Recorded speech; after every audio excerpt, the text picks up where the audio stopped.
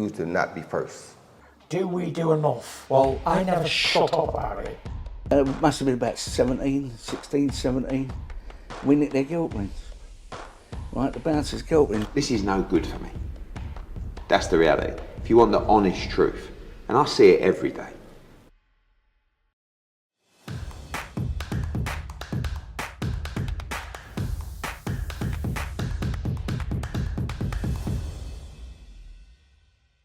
This is Joe Pugh for IFL TV. We're here in Newcastle, victorious once again. Mr. Ashley Rak-Su, another fantastic performance against Halal. How are you feeling? Thank you, man. I'm feeling good. Had a lot of fun out there tonight. Got to perform with the boys walking out. Obviously, the fight went the distance. Halal Ham is one tough flipping cookie. Like, my fists are in pain at the moment. He just didn't stop, and I've got so much respect for him. A lot of love for him. And yeah, all in all, it was a lot of fun, man. Yeah, I think when you wanted to, you was popping that jab out. Well, it was landing a lot, and then at this point you decided to mix it up a bit because you had that element of entertainment in there. Is that what you wanted? Yeah, basically, I was like, I felt like it's misfits. We're here for fun. Do you know what I mean? So I feel like staying on the outside and popping the jab isn't really what people are here to see. So at some point, you got to mix it up. You got to get involved. I took a few shots as well. Like, he caught me clean a few times. But yeah, that's what it's about. That's what we're here for. Were you shocked how tough Halal was? Yeah, definitely. I think I want to watch it back and see like the shots that I didn't pick and kind of see the mistakes that I made and what I could have done better. But yeah, he definitely was one tough guy for sure. Moving on then from Halal, I know you wanted to kind of ride the crest of the wave from the King Kenny fight, but you've got this win. Surely you're going to want to go straight back into another fight? Yeah, for sure, 100%. I mean, I'm fit, I'm healthy. So for me, I will take over, get straight back in the gym and just probably put myself on standby for the prime card. You know what I mean? There's about 3 fights that are happening that are around my weight.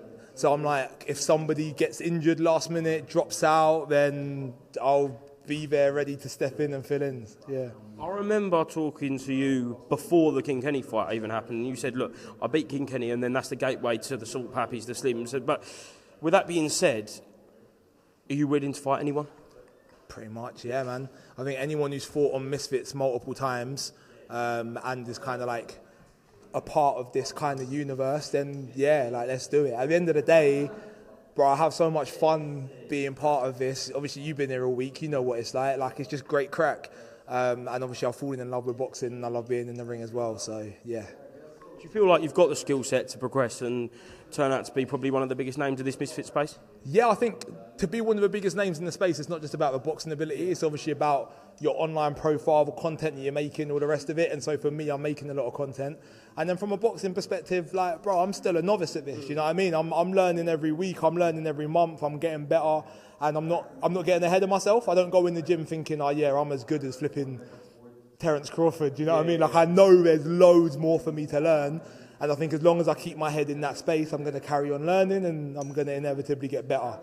You say about this kind of, it's not just the boxing, it's the content behind it, it's your presence. And this week, I think you've really been grafting with that as well, because I think on Wednesday, you've probably done more interviews than all of us there. We've got a cameraman behind him. So is that your aim, to kind of not just grow your boxing, but grow your profile and grow your status as a Misfits fighter?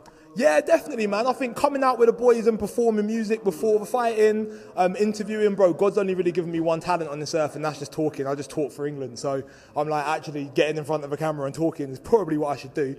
And then obviously fighting. So for me, it's all of it. It's making the most of this opportunity. Like, it's not lost on me how fortunate we are. Like, there's a lot of people who are been boxing since they were 6, 7, 8 years old and are really great at it and graft their lives.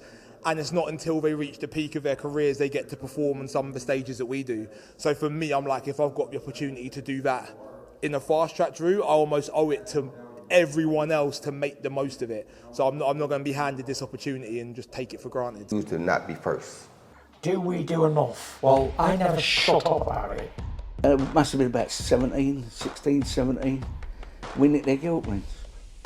Right, the bouncer's guilt ring. This is no good for me. That's the reality. If you want the honest truth, and I see it every day.